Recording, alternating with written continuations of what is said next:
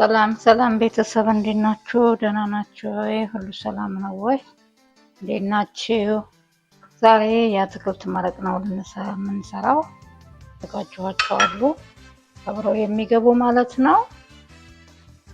እዚህ ጋር የገበታ ቅቤ አዘጋጅቻለሁ። ይሄ 200 ግራም ነው።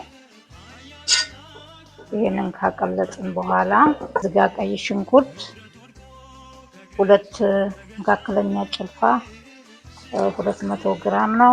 ይሄም ቀይ ሽንኩርት እንደዚህ አንድ ላይ ከቅቤው ጋር እናቁላለዋለን።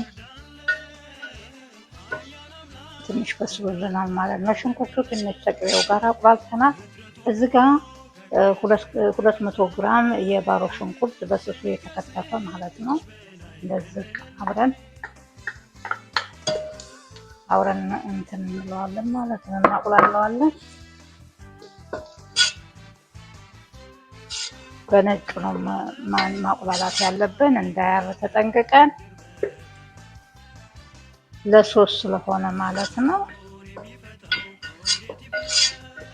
እዚህ ጋር ደግሞ የሳለሪ 200 ግራም ነው። ይሄም ሳለሪ በደቃቁ የተፈጨ አንድ የተከተፈ፣ እሱንም አንድ ላይ እንደዚህ እናቁላላለን።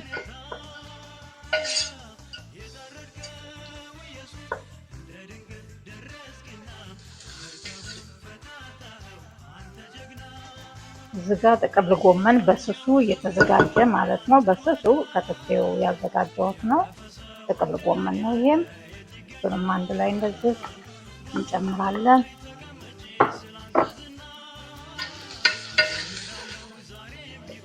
የምታዘጋጁት ሶስ ነው።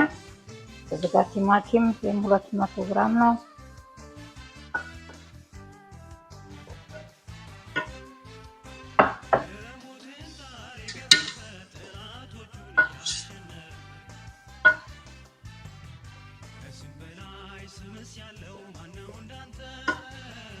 ይሄ የላውሮ ቅጠል ነው።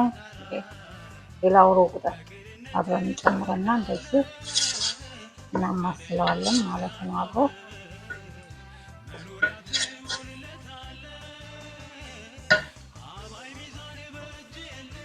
እዛ ነጭ ሽንኩርት አንድ ላስ ነጭ ሽንኩርት አለኝ የተከተፈ፣ እሱን እንጨምራለሁ።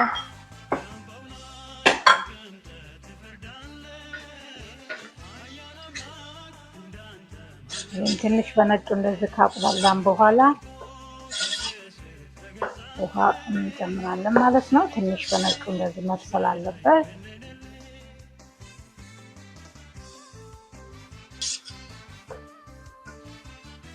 ጨው እንጨምራለን።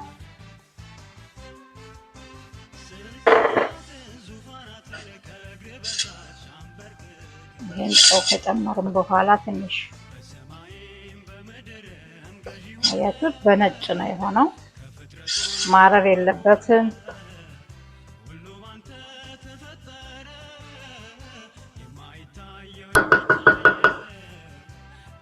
እንደዚህ ካረግን በኋላ የሞቀ ውሃ ተዘጋጅቻለሁ።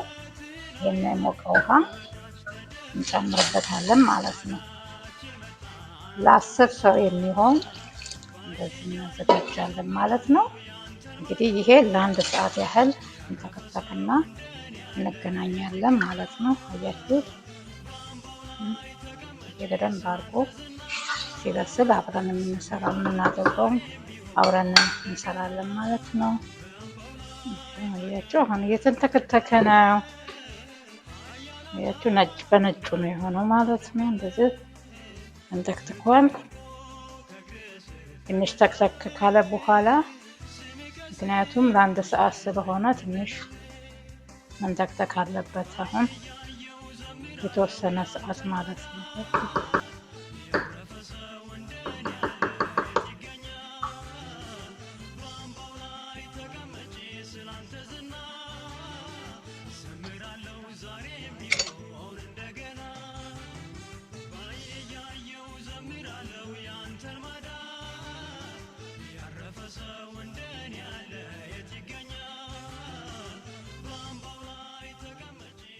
እየደረሰ ነው።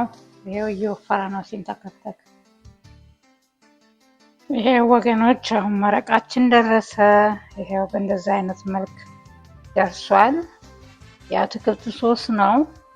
ይሄን ለተለያዩ ነገሮች መጠቀም ትችላላችሁ። ይሄ የአትክልት መረቃችንን ይሄንን እንግዲህ ዛሬ ሰርቻለሁ። በሚቀጥለው ደግሞ በሌላ ዝግጅት እንገናኛለን። በዚህ በሶሱ ሌላ ምግብ እሰራለሁ፣ በዛ እንገናኛለን። በዛሬ ግን አበቃው። በቤታችሁ እንደዚህ እየሰራችሁ ተጠቀሙ። ታንኪው፣ አመሰግናለሁ። ባይ